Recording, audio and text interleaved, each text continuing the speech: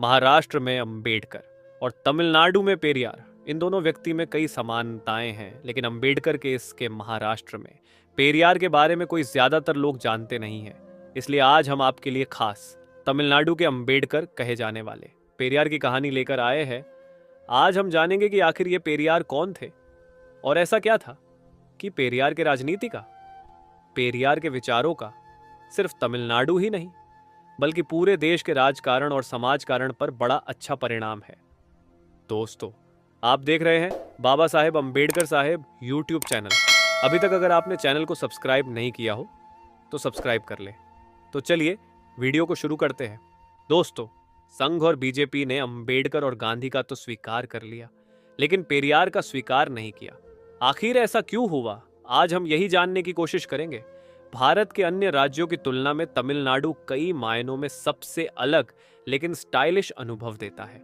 फिर चाहे वह द्रविड़ आंदोलन हो या हिंदी भाषा का घोर विरोध हो, चाहे वह महिला सशक्तिकरण हो या राष्ट्रीय पार्टियों को नकारना हो, इन सब का एक ही स्रोत है, ईवी रामास्वामी।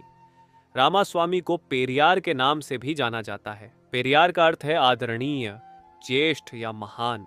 उन्हें द्रविड़ आंदोलन का जनक माना जाता है और उनके विचारों के कारण ही आज तमिलनाडु के समाज और राजनीति में बदलाव स्पष्ट रूप से महसूस किए जाते हैं।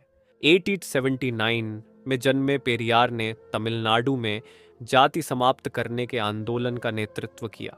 उन्होंने पितृसत्तात्मक व्यवस्था का कड़ा विरोध किया और महिलाओं के लिए समान अवसरों की वकालत की।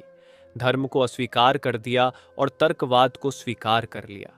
उन्होंने उत्तर भारतीयों के वर्चस्व का विरोध करते हुए उनके विरुद्ध स्वाभिमान की लड़ाई लड़ी। लेकिन कई लोगों को पेरियार के विचार बेफिजूल के, बेवजह के, बेबुनियाद के, देश के लिए हानिकारक और नकारात्मक लगते हैं। इन दोनों पहलुओं को समझने से पहले आइए पेरियार के बचपन पर नजर डालते हैं। 17 सितंबर 1879 को तमिलनाडु के इरोड गांव में पेरियार का जन्म हुआ था। पेरियार के पास कोई पश्चिमी शिक्षा यानी डिग्री नहीं थी।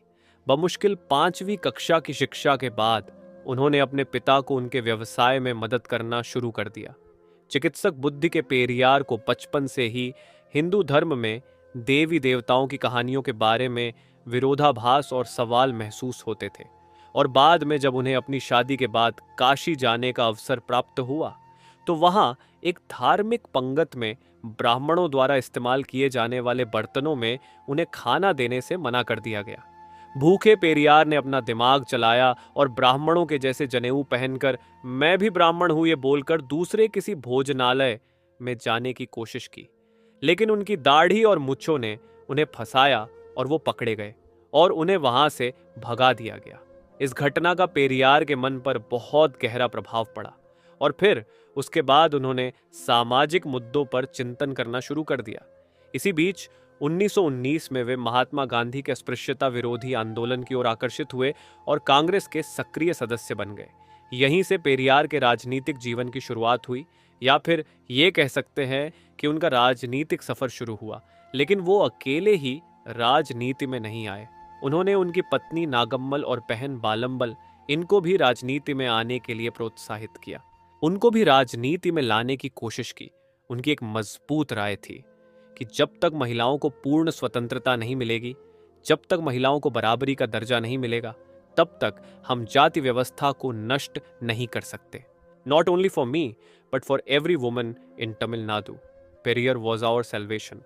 सामान्य तौर पर दक्षिणी राज्यों और विशेष रूप से तमिलनाडु के महिलाओं के जीवन का विकास पेरियार के बिना नहीं हो सकता था। इसीलिए आज अगर मुझ में आत्मसम्मान की भावना है, स्वतंत्र अस्तित्व है और फैसले लेने की आज़ादी है, तो यह पेरियार की वजह से ही है। सबसे पहले बाल विवाह को समाप्त किया जाना चाहिए। विधवाओं को पुनर्विवाह करने का हक होना चाहिए। अपने साथी को चुनने और साथी को छोड़ने की महिलाओं को अनुमति दी जानी चाहिए। पेरियार ने लगातार यह सुनिश्चित करने का प्रयास किया कि विवाह सिर्फ एक पवित्र बंधन ही नहीं बल्कि उम्र भर का सहवास भी है। उन्होंने महिलाओं की शिक्षा के लिए सबसे आगे आकर बहुत काम किया। हिंदू धर्म में समाज की संरचना एक पदानुक्रम की तरह है, जिसमें शीर्ष पर यानी सबसे ऊपर ब्राह्मण हैं, समाज में अंधविश्वास और भेदभाव की जड़ें वैदिक हिंदू धर्म से ही हैं। इसलिए उनका मत था कि यदि जाति व्यवस्था को नष्ट करना है तो हिंदू धर्म को भी अस्वीकार करना होगा। उनके कई विचार अंबेडकर से मिलते जुलते थे। वह एक तरह से तमिलनाडु के डॉक्टर बाबा साहेब अंबेडकर थे, या उनका व्यक्तित्व उससे भी आगे था। Periyar was oppose to four things. वे हमेशा कहते थे कि यदि आप मेरे तत्व ज्ञान को समझना चाहते हैं तो मैं ब्राह्मणों का विरोधी हूं, क्योंकि वे खुद को अन्य सभी से श्रेष्ठ मानते हैं। मैं अमीरों की शक्ति का विरोध करता हूं, क्योंकि वे भ्रष्टाचार कर सकते हैं और हर किसी की किस्मत का भी फैसला कर सकते हैं। मैं शिक्षित लोगों के बारे में निश्चित नहीं हूं, क्योंकि वे हमेशा न्याय के लिए खड़े ही रहेंगे, ये कहना बहुत मुश्किल है। और मैं सभी धर्मों के खिलाफ हूं, क्योंकि धर्म आपको सोचने से रोकता है। लेकिन दक्षिणपंथी लोग हमेशा से ही पेरियार को हिंदुओं की धार्मिक भावनाओं को ठेस पहुंचाने वाले नेता के रूप में ही देखते आ रहे थे।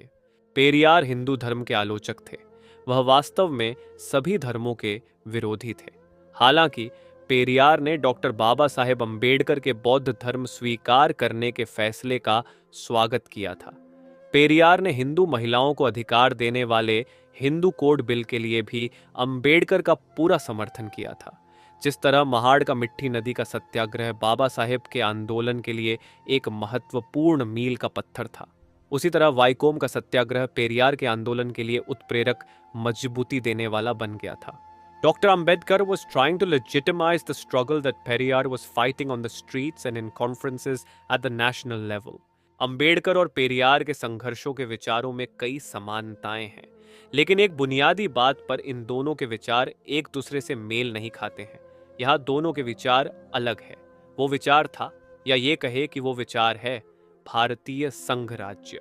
भारत के आज़ादी के बाद भारत की संरचना कैसी होगी, इसमें अंबेडकर भूमिका निभा रहे थे, क्योंकि उन्हें हमेशा ऐसा संदेह था कि भारत शायद सिर्फ उच्च जातियों का या फिर उत्तर भारतीय हिंदुओं का ही देश बनकर रहेगा। Periyar was very sceptical about the union of India. इसीलिए संविधान समिति की चर्चा के दौरान भी वे बहुत खुश नहीं थे। उन्होंने सोचा कि यह अच्छा है कि हमने संविधान के माध्यम से छुआछूत की प्रथा को रोक दिया है, लेकिन फिर भी हमारे यहाँ आज भी जात पात तो है। इन सब से पेरियार का सिर्फ एक ही कहना था कि अंबेडकर को बेवकूफ बनाया गया है। संघ और भाजपा ने अंबेडकर को तो स्वीकार कर लिया, लेकिन पेरियार को नहीं। पेरियार ने भारतीय संघ राज्य पर संदेह जताया था, और शायद इसलिए पेरियार का स्वीकार करना संघ और भाजपा को मंजूर नहीं है। कांग्रेस पार्टी द्वारा उपलब्ध कराए गए फंड पर चल रहे चेरमना देवी गांव के वे सुब्रमण्यम अय्यर इनके गुरुकुल स्कूल में भोजन परोसते समय ब्राह्मणों और गैर ब्राह्मणों के बीच भेदभाव किया जाता था। ऐसा भेदभाव पेरियार को समझ आ रहा था, और उस वक्त कांग्रेस द्वारा इस स्कूल को दिए जाने वाले फंड को रोकने की मांग पेरियार ने कांग्रेस से पार्टी से की, लेकिन कांग्रेस ने पेरियार की इस मांग को खारिज कर दिया। उसके परिमाण से पेरियार ने कांग्रेस पार्टी को छोड़ने का फैसला किया, और फिर कांग्रेस छोड़ने के बाद उन्होंने गैर ब्राह्मण वाले समाज को सम्मान मिलना ही चाहिए, इसके लिए स्वाभिमान मुहिम शुरू की। उन्होंने इन लोगों को बताया कि वो सब लोग द्रविड़ वंश से हैं। 1916 में पेरियार जस्टिस पार्टी में शामिल हो गए। पेरियार के स्वाभिमान अभियान और गैर ब्राह्मण आंदोलन को 1944 में वास्तविक रूप मिला, जब उन्होंने द्रविड़ कलगम नाम की संगठन स्थापना की और उन्होंने जस्टिस पार्टी को अलग थलग कर दिया। उसके बाद तो ये द्रविड़ कलगम तमिलनाडु के राजनीति की जननी ही बन गई। दरअसल तमिलनाडु में द्रविड़ मुनेत्रा कलगम या फिर अन्ना द्रविड़ मुनेत्रा कलगम, इन दो पक्षों की 1967 से बारी बारी से सत्ता बदलती रही है, और वहीं से ही तमिलनाडु के राजनीति में द्रविड़ कलगम संगठना का, उसके विचारों का पगड़ा हमेशा भारी रहा है। लेकिन अब क्या तमिलनाडु का समाज और मतदाता परिवर्तन की राह पर हैं क्या? क्या वहां के युवा दक्षिणपंथी विचारों की ओर अधिक आकर्षित हो रहे हैं क्या? क्या तमिलनाडु विधानसभा में बीजेपी विधायक की एंट्री इसी बात का संकेत है क्या? आज भी तमिलनाडु के दिग्गज पत्रकार कहते हैं कि अतीत में पेरियार के अनुयायियों ने भगवान राम की तस्वीर पर चप्पलों की माला चढ़ाई और गणपति की मूर्तियां तोड़ी थी, लेकिन उसी पेरियार की नास्तिक परंपरा को मानने वाले द्रविड़ मुनेत्रा कलगम के स्टैनलिन को चुनाव से पहले मृगण देवता का भाला हाथ में लेना पड़ा, पिछले 5 दशकों की पेरियार के विचारों से प्रभावित होकर चल रही राजनीति के बाद अब आजकल तमिलनाडु में बदलाव दिख रहा है। करुणानिधि और जयललिता, इन दोनों के निधन के बाद भाजपा ने वहां बड़ी कोशिश की, लेकिन उन्हें तत्काल सफलता नहीं मिली। फिर भी उनकी कोशिशें जारी हैं। तमिलनाडु का समाज और राजनीति अब एक नाजुक मोड़ पर आकर खड़ी हुई है। पेरियार के विचारों को खुलेआम चुनौती देने वाले भाजपा के साथ अन्ना द्रविड़ मुनेत्रा ने गठबंधन किया और चुनाव लड़ा। उस चुनाव में अन्ना मुनेत्रा का जोरदार पराभव हुआ, लेकिन भाजपा 4 सीटें जीतने में कामयाब रही। पेरियार को विरोध करके तमिलनाडु में 4 सीटें जीतकर लाना, इसका क्या मतलब होता है? ये आने वाले दिनों में और भी स्पष्ट रूप से देखने को मिलेगा। राज्य का निर्मूलन, स्त्री पुरुष समानता, विवेकवाद और द्रविड़ी पहचान, ये 4 मुद्दे पेरियार ने जोरदार ढंग से दुनिया के सामने रखे थे।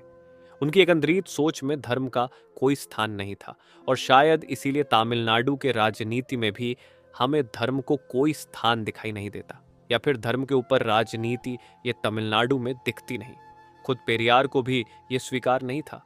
पिछले 5 दशकों से तमिलनाडु की जनता, वहां के लोग, ये सब पेरियार के ही विचारों पर चलते आ रहे हैं। लेकिन अब शायद समय बदल रहा है। तमिलनाडु के राजनीति में हिंदुत्व विचारों को जगह मिल रही है। मतदाता उन्हें स्वीकार कर रहे हैं और भविष्य में ऐसी सभी स्थितियों में तमिल जनता आने वाले समय में पेरियार का स्वीकार करेगी या फिर गोवलकर, स्टेलिन या मोदी, ये तय करना बहुत मुश्किल है। दोस्तों, आज की इस वीडियो में बस इतना ही। अगर आपको ये जानकारी अच्छी लगी हो तो वीडियो लाइक करें। इस चैनल पर हम बाबा साहेब से रिलेटेड हर छोटी बड़ी जानकारी लेकर आते रहते हैं। अगर आप बाबा साहेब को मानते हो तो हमारे बाबा साहेब अम्बेडकर साहेब यूट्यूब चैनल को अभी सब्सक्राइब कीजिए। दोस्तों, आपसे फिर होगी मुलाकात अगले वीडियो में एक नई कहानी के साथ। तब तक के लिए जय हिंद, जय भीम, जय महाराष्ट्र।